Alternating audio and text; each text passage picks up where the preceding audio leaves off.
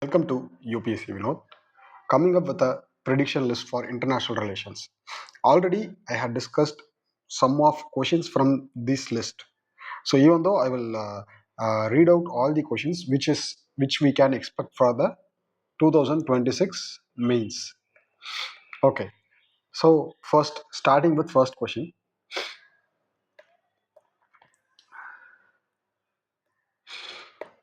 Okay.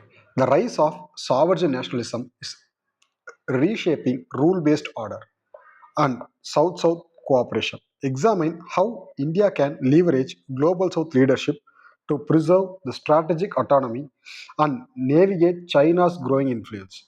So, in this question, they are clearly mentioned there is a rise of sovereign nationalism. So, it is now this sovereign nationalism is now reshaping the rule based order and South South cooperation.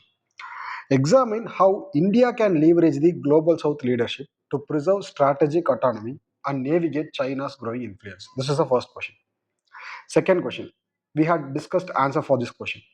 Second question. Examine how India's Magasar vision can reinforce India-Japan cooperation in advancing free, open, and inclusive Indo-Pacific while managing their strategic divergence.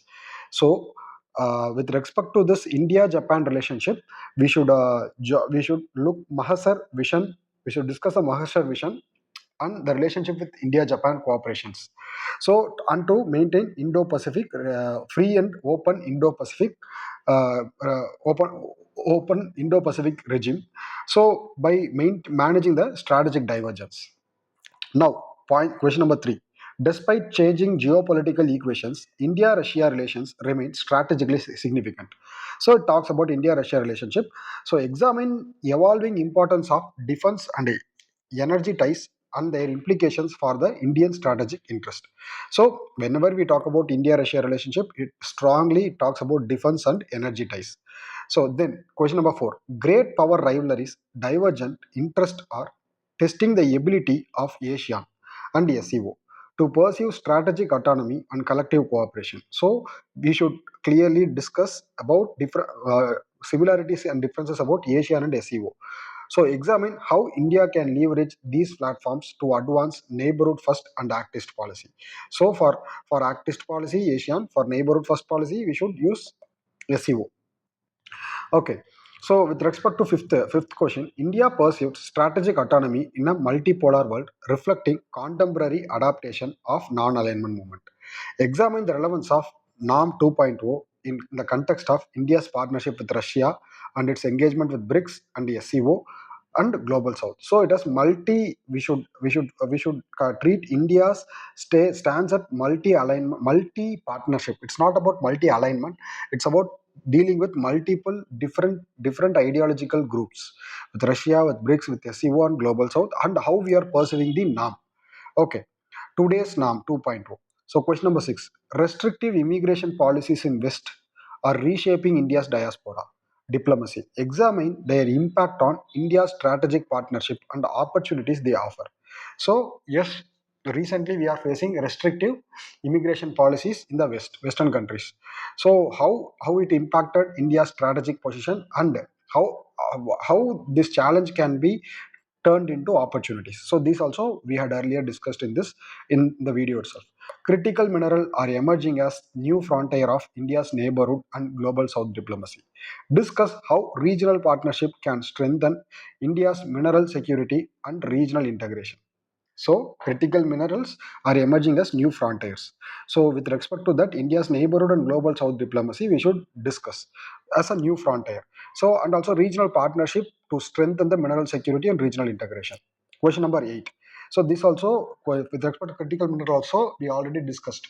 So with respect to question number 8, the blue economy is emerging as a critical dimension of power and prosperity in Indian Ocean region. So, in this context, assess the potential of Indian Ocean Rim Association to strengthen India's regional partnership while preserving open, inclusive, and rule-based maritime order. Open, inclusive, and rule-based maritime order. So, with respect to blue economy, we should discuss about the role of potential of IORA countries, Indian Ocean Rim Association countries, which strengthen to strengthen the India's regional leadership while preserving open, inclusive, rule-based maritime order. Question number 9. The WTO faces a crisis of credibility due to negotiating deadlock, weak dispute settlement system, and rising protectionism. Examine the challenges and suggest the reforms in India's interest. See, this we can expect in paper 3 also for reforms in WTO. Reforms in WTO. Question number 10. Emerging the form of multilateralism are reshaping the global governance. Examine their implication for traditional multilateral institutions in addressing climate change and technological changes. Here they clearly asking the question, emerging multilateralism with respect to address the climate change and technological changes. So, question number 11. Quad and BRICS reflected two different pathways of cooperation in a changing world order. Changing world order. Yes, Quad and BRICS. Examine their approaches to climate change and emerging technologies and assess their significance in India's strategic interest. See, this also I already discussed in the previous videos itself. Question number 12. India's growing economy weight demands a greater role in shaping the international financial architecture. So, India's growing economy weight demands the greater role in shaping international architecture. Discuss the reforms required in global financial institutions to reflect emerging economy realities. So, with respect to India's growing economy, and there is a strategic importance in the world global economy itself. So, we should discuss that. So, question number 13. The crisis of WTO is not merely the crisis of trade negotiation, but the crisis of multilateralism itself. Examine the structure and geopolitical factors behind the crisis and suggest the reforms in India's interest. So, there is a every year we will still there's the more issues with respect to WTO, like agriculture and agreement, all these things and all.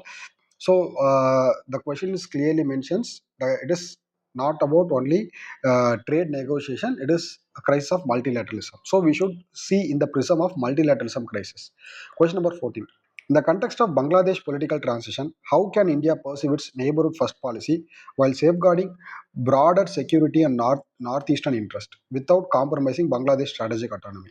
So without interfering into Bangladesh autonomy, we should pursue neighborhood first policy and to strengthen the security of northeastern states. So this is question number 14. Question number 15. In the context of cross-border terrorism, in the context of cross-border terrorism, Pakistan's FATF grey list, how can India reconcile deterrence of national security trust building measures to ensure regional stability and effective neighborhood diplomacy? So with respect to cross-border diplomacy, they are asking about India-Pakistan relationship that that putting Pakistan into FATF grey list. Okay, so in the context of Sri Lanka, in the question number 16, in the context of Sri Lankan economic recovery, political transition, examine how India can strengthen maritime and economic security under neighborhood first policy and Sagar framework while balancing its security concern with Sri Lanka's strategic autonomy. So Sri Lanka is now recovering from its economic crisis. So how India can play a major role in that? So these are all the questions which we can expect in the mains 2026. See, almost most of the questions I had discussed. Remaining question you will get within a short period of time. So this will help you to get some idea about the mains 2026. Thank you.